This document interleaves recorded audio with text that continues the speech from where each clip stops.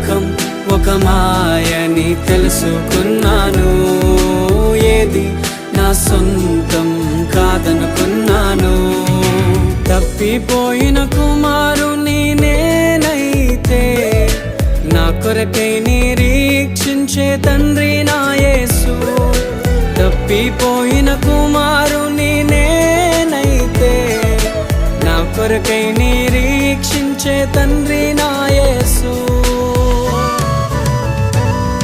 ఈ లోకమంతా నేను వెతకినా నాకు లేదయ్యా ఎక్కడా ఆనందం. నీ సన్నిధిలో ఒక్క క్షణం